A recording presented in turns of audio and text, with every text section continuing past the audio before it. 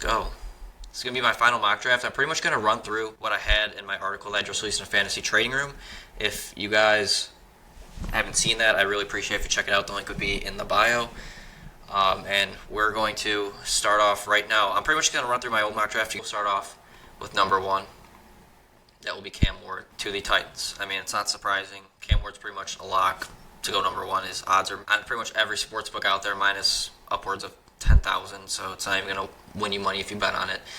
And I think that's pretty indicative of what's going to happen in this draft. So I think Cam Ward, number 1 overall, is a pretty safe pick. Regardless, and I think he's been number 1 overall for a long time now. FanDuel has it at minus 20,000. Yeah, if something drastically happens to the point where Cam Ward is not the number 1 overall pick, somebody's going to be making a lot of money. So that's all I got to say. Cam Ward, number 1 overall, makes a lot of sense. Number 2 also is a pretty heavy favorite. It's going to be Travis Hunter to Cleveland. If I remember correctly, most sportsbooks have him anywhere from minus 700, minus 900, something like that. He's pretty much the overwhelming favorite to land at number 2 to the Browns. And it makes a lot of sense. It sounds like they want to play him at receiver more than they do on defense. And I kind of think that's the right move. You want to have him showcase that he is a playmaker, and I think the best way to do that is putting him on the offensive side of the ball. The good thing is, it sounds like Cleveland is planning on playing him on both sides of the ball, which is something I really wanted to see coming into the season. I don't want to see Travis Hunter be limited. He's taken on the challenge at Colorado, and we'll see if he can handle it in the NFL. And I think he will be able to. He's a hell of a player and could do a lot of good things for Cleveland. I think that's a good pick for them. Number 3, I have Abdul Carter going to the Giants, which is, again, pretty consensus for the most part. I like the fit for Abdul Carter. All right, Abdul Carter to the Giants. I like what I see. I think that's the pick. He's a heavy favorite. This could be a trade-up spot from what I've heard. Adam Schefter, I believe, just reported that 2 and 3, Cleveland and New York, are trade-up spots. But I think if a team's willing to trade up in that spot, I think they would go for one of those 2, Travis Hunter or Abdul Carter. I see a lot of smoke around my Bears trading up to number 3 for Ashton Genty, and I don't know if I could do it trading up that high for a running back. If I'm at that pick and one of those 2 players are available, I'm taking them at number 2 or number 3. So we'll see. At number 4, the New England Patriots. See, I don't have PFF Plus, but if I did, I would probably have somebody trading up to this pick to select Ashton Genty. I'm just going to go with the open-mindedness of any team trading up to number 4 for Ashton Genty, but if we're going strictly on draft order, Ashton Genty will be the number 4 overall pick. If I were you guys, I'd go on my local sports book and I'd maybe place a wager on it. Ashton Genty, some team is going to reach for him.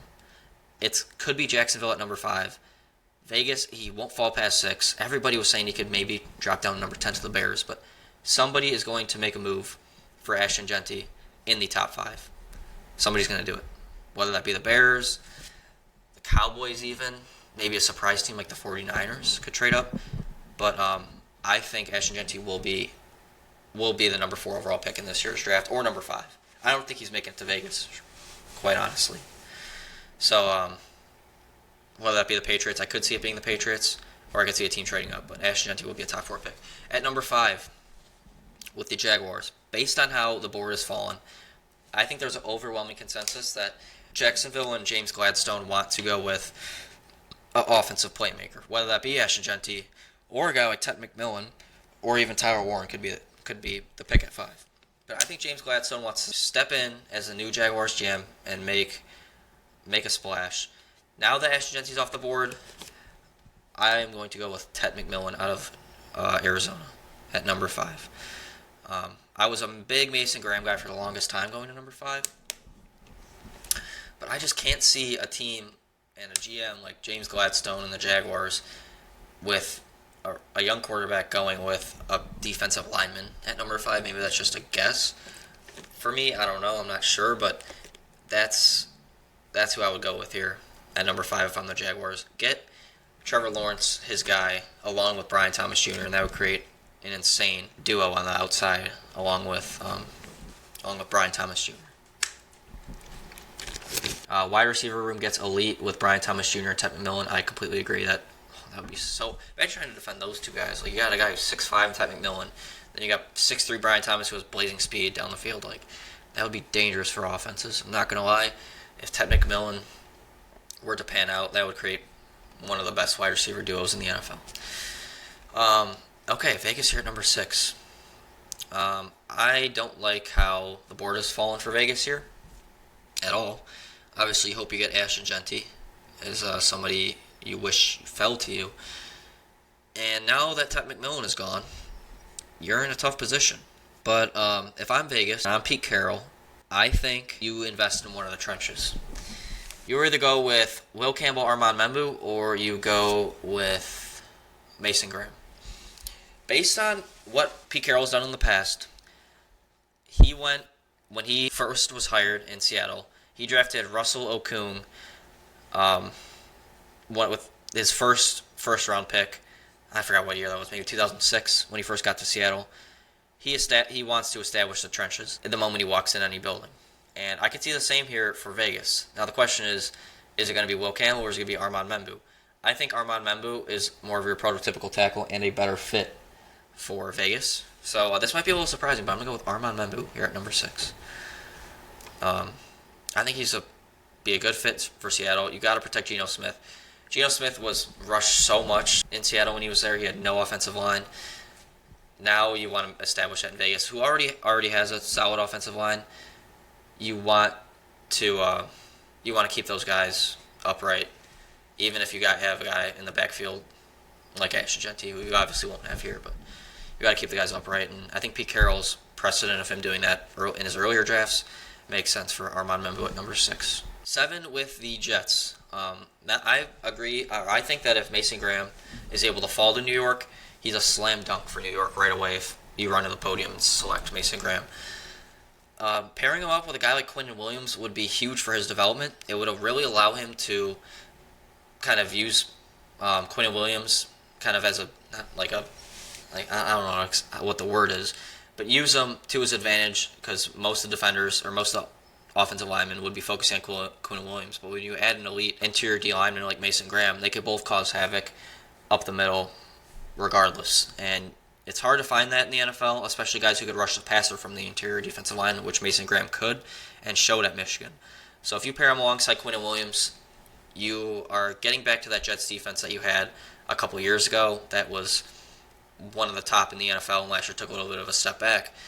But Mason Graham would help you rebuild that defense to where it should be if they're all healthy. And pairing alongside Quinton Williams would be fun.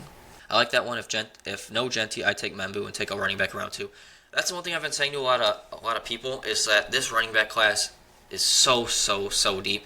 There will be studs in the 4th or 5th round, maybe even undrafted running backs who end up being studs. This class is one of the deepest we've seen in a long time, and you have talent all over the board in terms of running backs. So as good as a prospect as Ashton Genty and Omarion Hampton might be, you could find quality starting running backs in day 2 or 3. So I don't think it's a bad thing to wait till one of those days to go running back. So here at number 8 with Carolina, I had Ted McMillan going here for a while, but I think I'm going to default to the popular pick here for Carolina at number 8. It actually was one of kind of a popular pick at number 5 for a little bit. That would be Jalen Walker out of Georgia. Apparently, from what I've heard, Jalen Walker's interviewed really well in terms of these top 30 visits, which is something that could really boost his stock and boost his kind of awareness when it comes to the draft and his ability. I've watched some Jalen Walker tape. He's a fine player. I don't think he's as much of a blue chipper as people think. I think he's a good player though. But if I had to, he's similar, a little bit similar to Jahad Campbell. But the one thing that Jalen Walker has is that he's able to rush the passer at a way better rate than Jahad Campbell was able to. As Jahad Campbell pretty much came strictly off of blitzes when Jalen Walker sometimes lined up at edge. But it seems like Jalen Walker, all those interviews really boosted his draft stock in terms of LGMs, wanting to draft people like him and people with high character and people who quote love football. So Jalen Walker would be the pick here at number 8. Number 9 with New Orleans. For the last week, it's been Shedeur Sanders, just due to the Derek Carr injury. But I believe Schefter came out recently saying that Shedeur Sanders isn't likely to go number 9 overall to New Orleans. So I'm going to trust Adam Schefter, and we won't go Shedeur here. But we will go with Will Campbell, the hometown guy out of Louisiana State, who will stay in Louisiana and go to New Orleans to help that offensive line. You just had Ryan Ramczyk retire on you. Kind of probably saw that coming. He's been injured for so long. Just sucks. He was very good when he was on the field. It was very pretty young player. So yeah, we'll go with Will Campbell here. All right, number 10 to Chicago, and this is pretty much the worst case scenario for the Bears. I'm not gonna lie. You have Tyler Warren on the board, which it seems like a lot of people are mocking to the Bears now that they assume Genty and Membu, Graham, all those guys are gonna be gone. Not Tevin McMillan. Tyler Warren has been the popular pick. Banks, the Patriots are drafting Will Campbell. That is a heavy favorite, but we're gonna switch it up today. Maybe we'll trade back. I don't think the Saints will pick Sanders. I'll wait till next year. I agree. And safety. Safety would be interesting. You have Jaquan Brisker, who was out a majority of last season due to pretty much like a head injury. He could have said he could have came back, but realistically he couldn't have. And this safety class is good. I really like Malachi Starks out of Georgia. Still think he's a little bit of a better prospect than Nick Emanwari, wherever he is down on this board. I think they still have Kevin Winston ahead of him, but I'm a big Emanwari guy. So Malachi Starks is always an option. Walter Nolan and Mike Green, defensive line, you got to address the trench as always. Bears pass rush last year was quite atrocious, coming from a Bears fan. So we are going to go at number 10 with the Bears. We're going to go with Tyler Warren. I think Ben Johnson would have so much fun with Tyler Warren, just based on his ability to line up in a lot of formations. And I think it would be a match made in heaven for not only Tyler Warren, but also Ben Johnson. And I think if the Bears are content with not trading up or trading down, and Warren is on the board, I think he might be the pick here at number 10. That's just what I think. Kind of play that Taysom Hill role. I like Mike Green. Apparently there's people saying they have character concerns with him. I really don't understand it, but I haven't really looked much into it, but that's what I've heard. Or I could see Saints trading up for Dart. Hey, if I'm a Saints fan and I trade up for Jackson Dart, I'd be so mad. At number 11, I have a consensus pick here lately. Walter Nolan is a guy I really like for the Niners. Like you said, if you can't get Mason Graham, he's such a talented player. He has so much upside. One of his best traits is obviously rushing the passer from the interior of the line, which many defensive linemen are not able to do. And it would be something that 49ers could covet, especially after losing a lot of their veterans in free agency. Jahad Campbell, I think, is also an interesting pick here. Thank you, man. Someone else isn't fooled by this Jackson Dart PR. Yeah, I don't understand it. One thing I will say is I find it funny that Shedeur Sanders' stock is tanking and Jackson Dart stock is rising. I've been a huge fan of Shedeur's since that game versus TCU, the moment he stepped on the field at Colorado. I think he could be a good NFL quarterback. I don't understand the smoke behind it. Is he, in most drafts, a top 5 pick? No. But if you need a quarterback, the second quarterback off the board in this class should be Shedeur Sanders. If it's anybody else, I think they would be crazy to do otherwise. Cowboys trade back and take Emeka Egbuka. So, Cowboys here at number 12. I think I think Jerry's going to take a playmaker. He's got to please the fans. Just based on how those boards fallen, you can't really rule out Hampton or any of these running backs out of the equation. But I think they end up going receiver to help out CeeDee Lamb. I think he has input in this decision, as he needs a running mate. The question is, between these big three, who is it going to be? I lean Matthew Golden because of the Texas connection. I think he's been one of the biggest risers throughout this draft process. And he has blazing speed, which we had pretty much no clue about until he ran the 40-yard dash. This dude has a great route runner, has exceptional hands. He's the whole package. Emeka Egbuka is also up there. He has a very solid floor, but I think the speed separates him a little bit from Emeka Egbuka. So I go with Matthew Golden here at number 12 to the Cowboys. Top 3 picks. We got consensus top 3. Ward, Hunter, Carr, nothing crazy.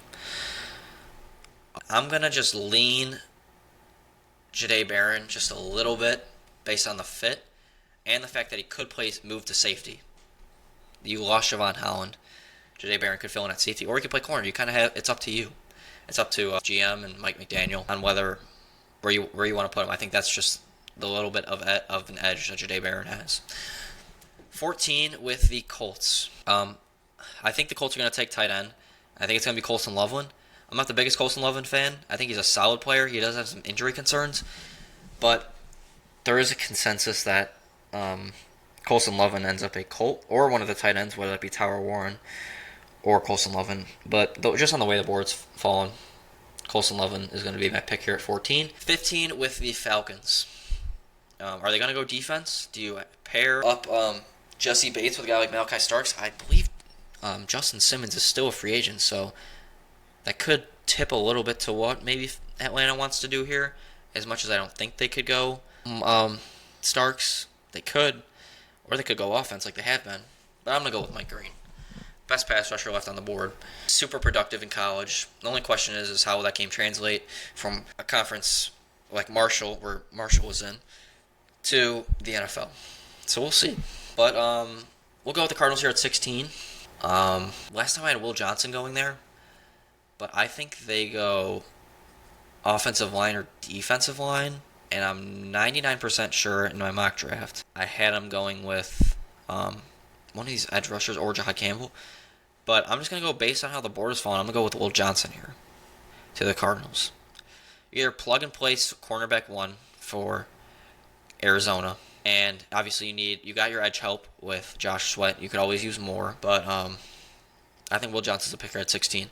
We will move on to Cincinnati, where I think this will be a slam dunk for Cincinnati, and it will be Jahad Campbell to the Bengals. Jahad Campbell would be the centerpiece of that defense right away.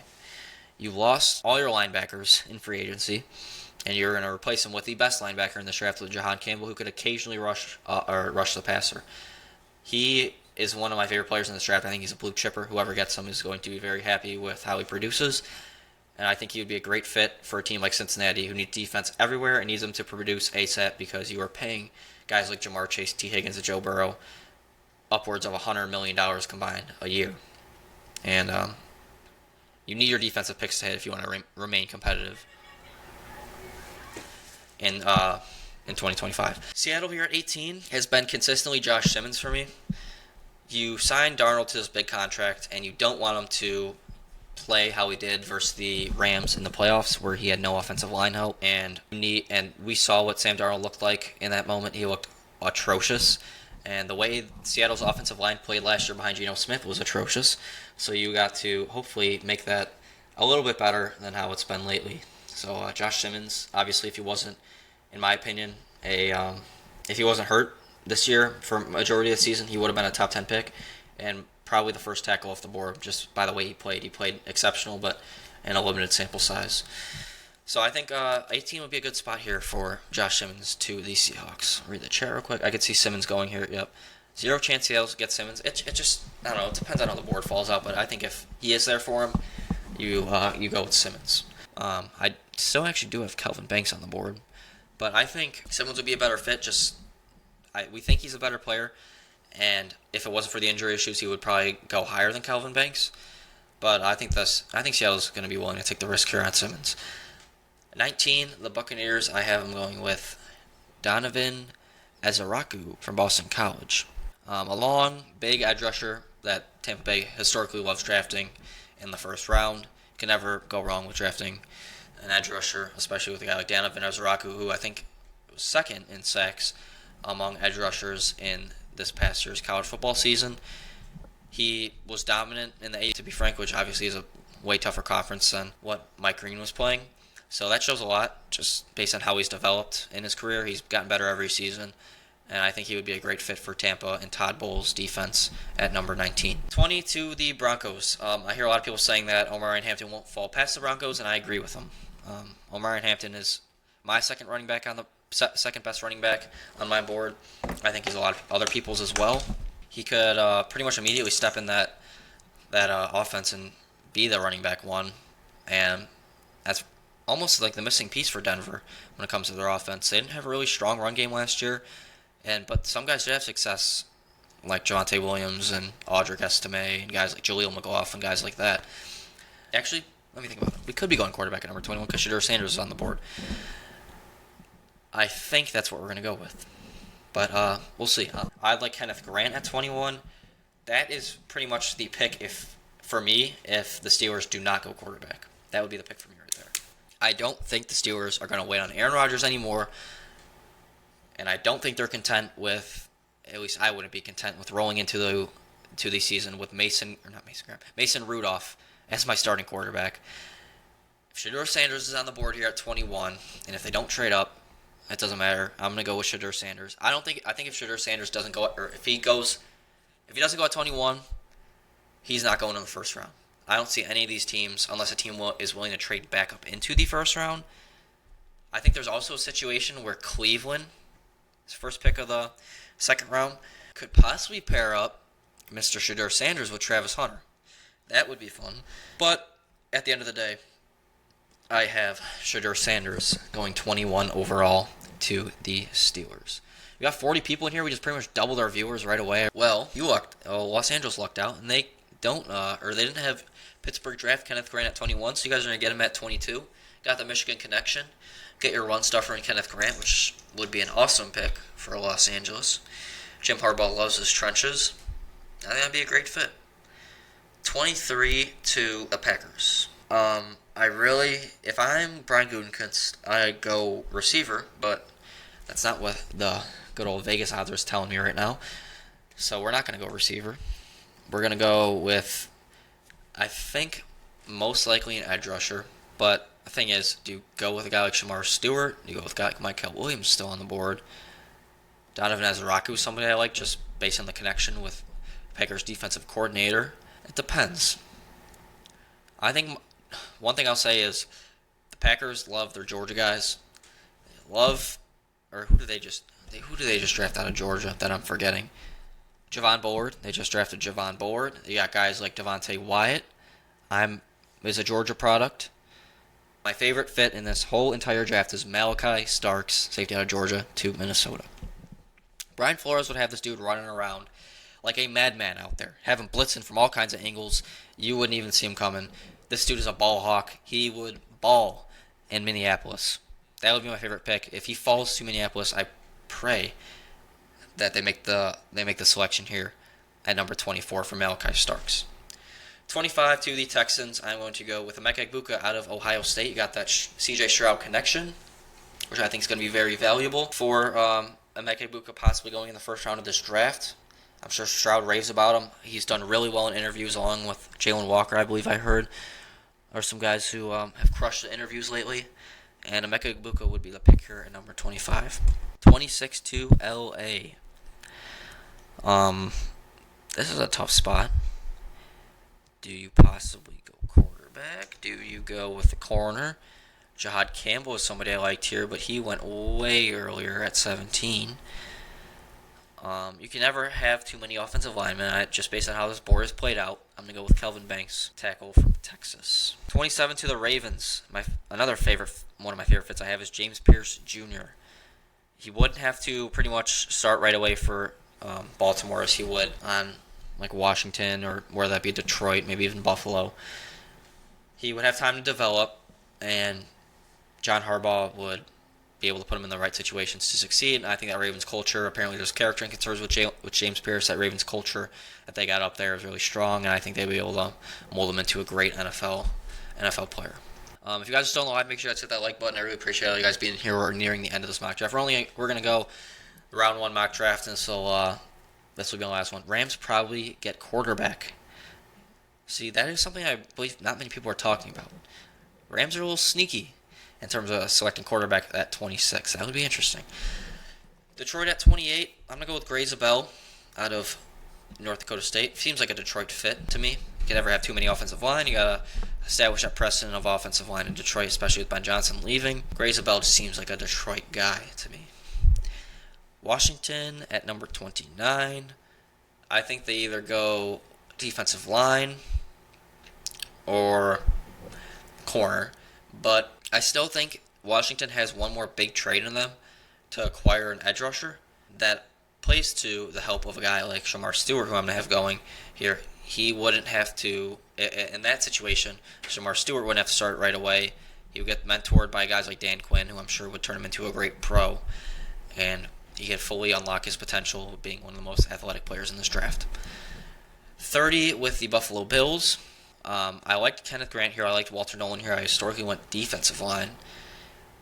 But another guy I really like here, who's been soaring up draft boards, it feels like, has been Omar Norman Lott out of Tennessee. Another big interior defensive line, kind of similar to how Kenneth Grant plays. I think he would fit very well in Buffalo, just based on being that big run stuffer that they kind of need. They got absolutely gashed on the ground during the playoffs.